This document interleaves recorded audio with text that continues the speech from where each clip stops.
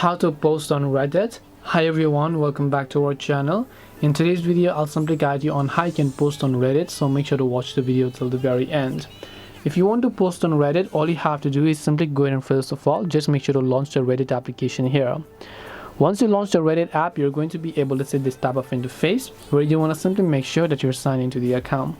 And after you sign into the account, what you want to do is just tap the plus option from the bottom of the screen over here.